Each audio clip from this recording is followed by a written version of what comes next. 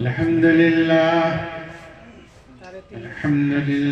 رب العالمين، والصلاة والسلام على سيد المرسلين وعلى آله وأصحابه أجمعين. قال رسول الله صلى الله عليه وسلم: إنما بعثت معلما، او کما قال علیہ الصلاۃ والسلام. حضرات، آج جامعہ اسلامیہ انوار العلوم رحمانی کے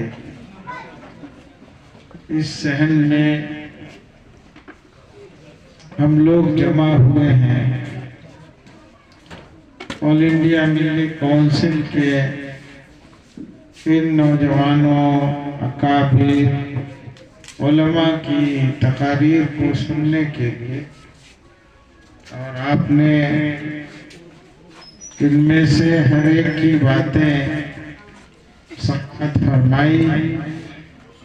جنہوں نے تعلیم پر، خدمت خلق پر، انسانیت پر خاص طور پر روشنی ڈالی. جب تک آدمی کسی ارادے میں مضبوط ہوتا ہے وہ چیز آسان ہو جاتی ہے. اسی لیے حدیث میں آیا ہے: انما الاعمال بالنیات. یعنی انسان عمل کا ارادہ کرتا ہے، نیت کرتا ہے، تو اللہ تبارک و تعالیٰ اس کے اسباب کو آسان کر دیتے ہیں اور نیتوں کے مطابق ثواب بھی دیتے ہیں. ہم لوگوں کو اپنی نیت ہر معاملے میں بلند رکھنی چاہیے، بہتر رکھنی چاہیے. دین کے معاملے میں بچوں کو دینی تعلیم دینے کا ارادہ پختہ تھا. یہ نہیں کہ ہم تھوڑے سے 1 سال 2 سال کے لیے مکتب میں بیٹھا دیں. نہیں، یہ ارادہ کیجیے کہ ابتدائی دینی تعلیم قرآن کی اور مکاتب کی کم سے کم 5 سال تک مکتب میں تعلیم دی جائے. چاہے آپ اسکول کی تعلیم کے ساتھ ساتھ دیجیے، تو اس سے یہ ہوگا کہ مکتب کی جو تعلیم ہے، ناظرہ قرآن کی، رسالہ دینیات کے مکمل حصے کی، یا تعلیم الاسلام کے مکمل حصوں کی، اسی طرح بہشتی زیور کی خاص طور پر خواتین کے لیے یہ دین کی بنیادی تعلیمات ان کتابوں سے بچوں کو مل جاتی ہیں. مدرسوں میں اپنے بچوں کو ضرور داخل کریں.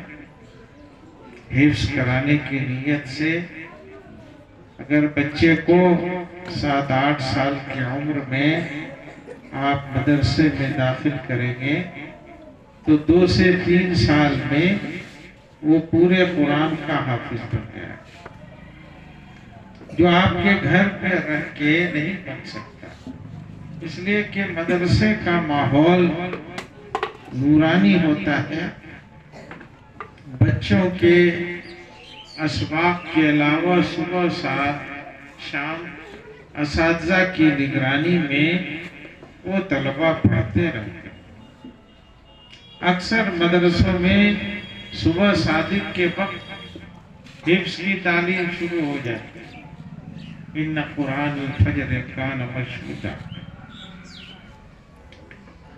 تو اللہ تبارک و تعالیٰ نے قرآن کریم کی تلاوت کے لیے بہتر وقت جو فجر کا اعلان فرمایا ہے، ہمارے مدرسے والے اس کا استعمال کرتے ہیں.